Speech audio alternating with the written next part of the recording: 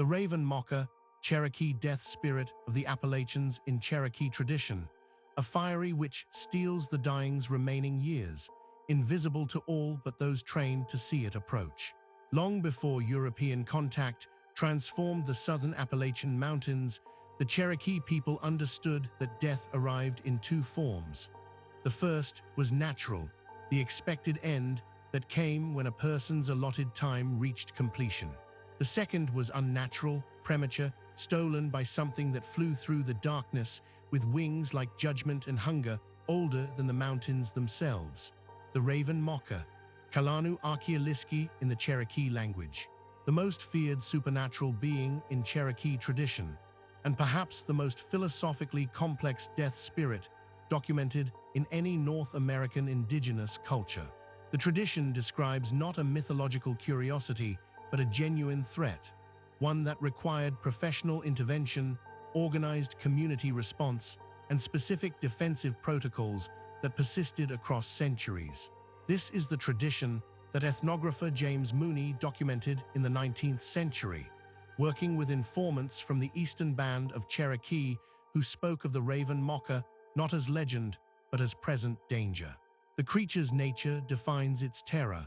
The Raven Mocker is a witch, a human practitioner of harmful medicine who transforms during the night to seek those approaching death. The transformation gives the witch the appearance of fire during flight, a burning human shape moving through darkness toward the homes where illness has taken hold. The witch seeks not the already departed but the dying, those whose remaining time can still be stolen, whose hearts still hold days or weeks or months that the Raven Mocker covets. The sound arrives first. Witnesses across generations describe the characteristic cry that announces the Raven Mocker's approach, a raucous sound that mimics the flapping of enormous wings. The auditory signature serves as warning to those trained to recognize it, the first indication that something unnatural has targeted someone in the community. The sound moves through the night air, growing closer, until it arrives at the home where death already waits. Then comes the encounter that only two categories of people can witness. The dying person sees the Raven Mocker enter. The trained medicine practitioner, the Didinowiski, sees it as well. To all others present in the room, the attack remains invisible, a theft occurring just beyond the threshold of ordinary perception. The Raven Mocker tears out the heart. The tradition is explicit on this point. The witch removes the dying person's heart and consumes it, and with that consumption comes the transfer of remaining time. Every day the dying person would have lived passes to the Raven Mocker. Every week, every month, every year that illness would have taken, but death had not yet claimed, becomes the property of the witch. The victim dies prematurely, their natural end accelerated by supernatural theft. The accumulated lifespan allows the Raven Mocker to live far beyond natural years. A successful practitioner of this terrible art carries within them the stolen time of dozens of victims, a lifespan extended through repeated predation on the dying. The motive stands clear and logically consistent within the tradition's framework. Immortality through consumption, life extended at the direct expense of those too weak to defend themselves. James Mooney arrived in Cherokee country during the late 19th century as an ethnographer with the Bureau of American Ethnology. His work documenting Cherokee traditions, beliefs, and practices produced some of the most detailed records of indigenous knowledge preserved from that period. His informants spoke to him with the authority of cultural transmission, sharing knowledge passed down through generations with the expectation that it would be recorded accurately. The accounts Mooney collected regarding the Raven Mocker reveal a tradition embedded in active practice rather than historical memory. His sources described not what ancestors once believed, but what the community currently understood as genuine threat. When someone fell seriously ill, when death began its approach, the family took specific action. They engaged a Didinowiski, a medicine practitioner whose training included the knowledge necessary to perceive and confront the Raven Mocker. This professional role represents something anthropologically significant. The community invested resources in maintaining specialists whose primary function involved protecting the dying from supernatural predation. The Didnowski received compensation for this service, recognition of specialized knowledge and social status connected to their protective function. This was not superstition operating at the margins of culture, but organized community infrastructure addressing a perceived genuine danger. The defensive protocol Mooney documented involved the medicine practitioner keeping vigil at the bedside of the seriously ill person throughout the night. The practitioner watched and listened for the characteristic sounds that announced the raven mocker's approach. When the raucous cry echoed through darkness, when the sound of wings drew near, the trained observer prepared appropriate counter-medicine. The tradition holds that the Didowski possesses the ability to see the raven mocker during its attack. While family members present in the room perceive nothing unusual even as their loved one dies, the medicine practitioner witnesses the supernatural assault directly. This visual access provides the foundation for intervention. The practitioner identifies the raven mocker, confronts it with specific medicine formulas and practices, and drives the entity away before it completes the theft. The raven mocker's vulnerability offers a form of cosmic justice within the tradition's logic.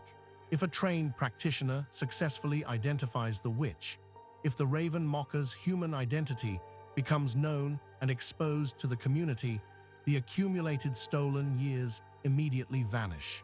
Every day taken from every victim across the witch's entire career of predation disappears in an instant.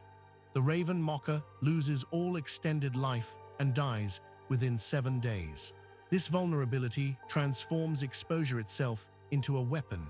The witch's power depends entirely on remaining unidentified. Once known, once seen clearly and named publicly, the supernatural advantage collapses completely.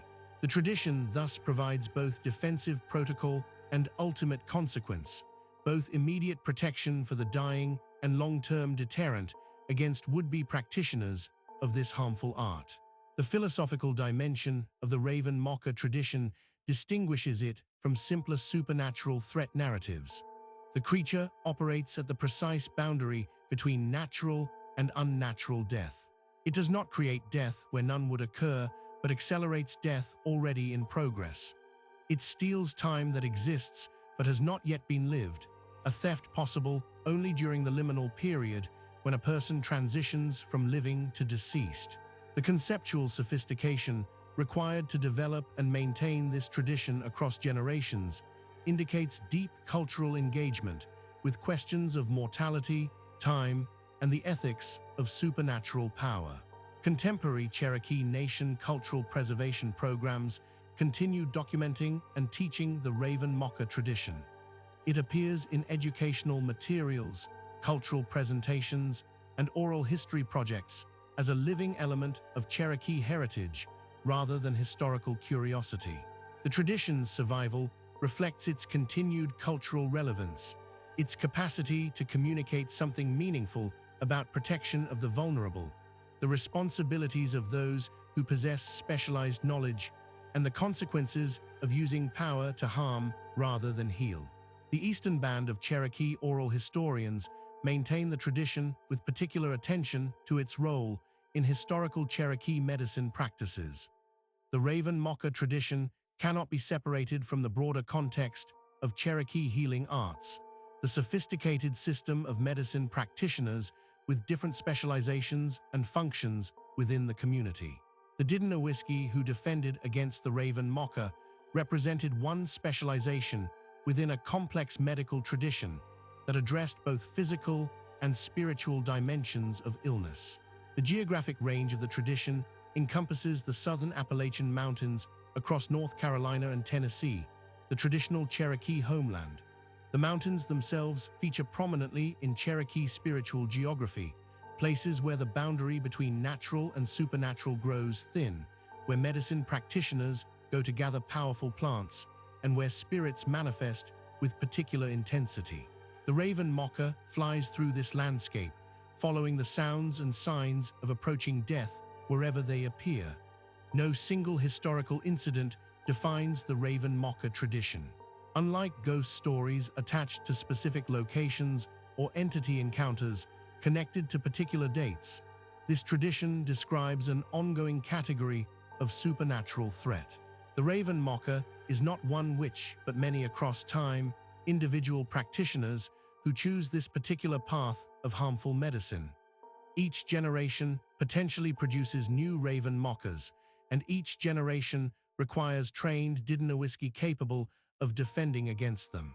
The tradition's documentation by Mooney in the 19th century provides a snapshot of Cherokee belief at a specific historical moment. But the tradition itself extends backward into pre-contact times and forward into contemporary cultural practice. Its persistence across this temporal range demonstrates cultural continuity, the successful transmission of complex supernatural knowledge across centuries of dramatic social transformation.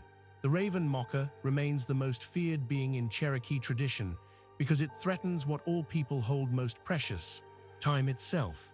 Not life in abstract, but the specific remaining days that belong to each person, the hours and minutes that constitute the difference between dying today and dying tomorrow.